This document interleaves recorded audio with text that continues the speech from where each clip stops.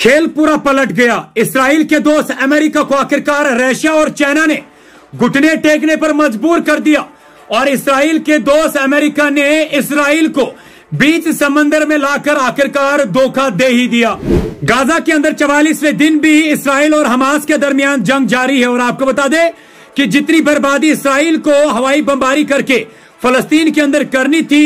वो इसराइल कर चुका है। पूरी तरीके से फलस्तीन को वो बर्बाद कर चुका है। हवाई बमबारी, चाहे स्कूल्स की बात करें, कॉलेज की बात करें, हॉस्पिटल्स की बात करें, लेकिन अब फलस्तीन के अंदर यूं कह सकते हैं कि ऊंट पहाड़ के नीचे आया है और गाजा पट्टी के अंदर इसराइली फौज जो है वो बुरी तरीके से फंस गई है। हर रोज इसराइली टैंक्स, मरकबा 4 जैसी टैंक्स को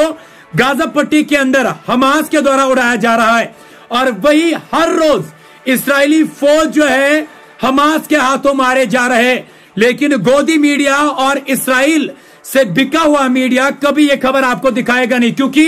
इसराइल कभी नहीं चाहता कि जो कोई भी कमजोरी इसराइल की सामने आ रही है वो दुनिया को पता चले। इसराइल के प्रेसिडेंट नेतन्याहू ने तो कहा था कि जनाब मैंने अपनी फौज को साफ तौर पर वाज़ेह कर दिया कि हमास के साथ साथ हिजबुल्लाह के साथ भी लड़ने के लिए तैयार है। लेकिन वही बड़ी खबर, चाइना के अंदर ईरान, चाइना, रशिया और नॉर्थ कोरिया की मीटिंग और वही दूसरे साइड में हमास, हिजबुल्लाह और हुतीज को रशिया और चाइना से इस्राएली मीडिया के मुताबिक मिसाइल्स मिलना इसराइल के लिए खुद एक बर्बादी का सबब बन चुका है। आप सोच रहे होंगे कि इसराइल के दोस्त अमेरिका ने क्यों इसराइल को धोखा दिया और बीच समंदर में लाकर उसे डुबाने के लिए छोड़ दिया। आपको बता दूं कि चाहे नॉर्थ की बात करें, ईस्ट की बात करें, साउथ की बात करें, वेस्ट की बात करें, कोई ऐसा साइड नहीं है जिस साइड से अब इसराइल के अंदर मिसाइल्स नहीं दागे जा रहे। चाहे इसराइल की राजधानी तल अवीव की बात करें या किसी और साइड की बात करें, एक साइड से लेबनान वाले साइड में हिजबुल्लाह लगातार इसराइल के ऊपर मिसाइल्स दागे जा रहा है। वही हुतीज की अगर बात करें, यमन का जो सबसे बड़ा ग्रुप है उसने इसराइल के एक शिप को ही हाईजैक कर लिया, जिसकी वजह से इसराइल परेशान है और साफ तौर पे यूं कहे इस जंग के अंदर जो शुरुआत में ही हिजबुल्लाह कह चुका था कि अब इस जंग के दिल में हम मौजूद है। हमास के साथ तो इसराइल लड़ ही रहा था, लेकिन वही हिजबुल्लाह और हुती साफ तौर पर इस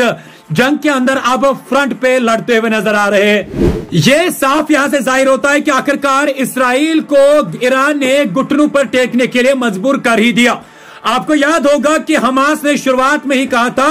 कि जनाब अगर इसराइली फौज ने जमीनी हमला करने की कोशिश की तो हम गाजा पट्टी को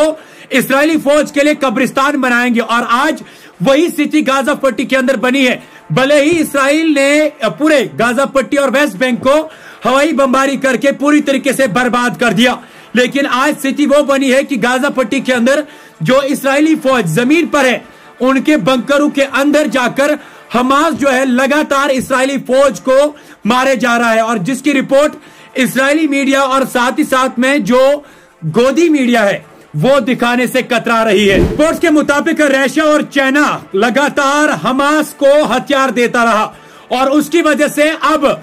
इसराइल की जो राजधानी है तल अवीव, वहां पर भी हमास के मिसाइल पहुंच रहे हैं और साफ तौर पर इसराइली मीडिया खुद यह वाज़ेह कर रहा है कि इसराइल के अंदर जो भी मिसाइल्स चाहे हमास दाग रहा है, चाहे लेबनान के बॉर्डर से हिजबुल्लाह दाग रहा है, उसकी वजह से इसराइल के अंदर कैजुअलिटीज होने लगी है। तो ये साफ तौर पे कह सकते हैं कि इसराइल हवाई बमबारी फलस्तीन के ऊपर कर तो रहा था, जिसमें उसने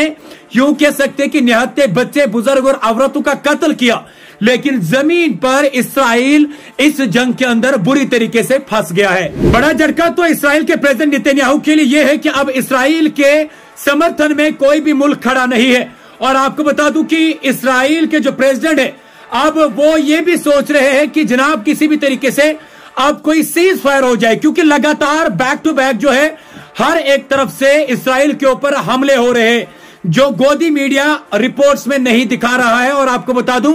कि ये रिपोर्ट जो हम आप तक पहुंचा रहे हैं ये इंटरनेशनल आउटलेट्स, चाहे अल जजीरा की बात करें या प्रेस टीवी की बात करें, वो लगातार इस पर, चाहे उनके चैनल्स टेलीग्राम की बात करें या उनके ऑफिशियल वेबसाइट्स पे ये रिपोर्ट्स है। लेकिन अब हिजबुल्लाह जो है वो पीछे हटने का नाम नहीं ले रहा है और साफ तौर पर हिजबुल्लाह की जानिब से यह स्टेटमेंट आया है कि हिजबुल्लाह अब इस जंग के अंदर साफ तौर पर फ्रंट पे मौजूद है और इस जंग के अंदर हिजबुल्लाह के मुताबिक उनका मिशन यह है कि किसी भी तरीके से जो कुछ भी वो फलस्तीन के अंदर इस्राइल हवाई बमबारी करके जिस तरीके से उसने फलस्तीन को बर्बाद किया है, उसी तरीके से हिजबुल्लाह के मुताबिक वो इस्राइल को बर्बाद करना चाहते हैं। हमने आपको शुरुआत में ही कहा था कि जब 7 अक्टूबर को हमास ने इस्राइल के ऊपर मिसाइल दागी थी, उसके बाद इस्राइल ने वॉर का ऐलान कर दिया था। लेकिन हमने आपको कहा था कि इस्राइल जो है वो किसी भी तरीके से इस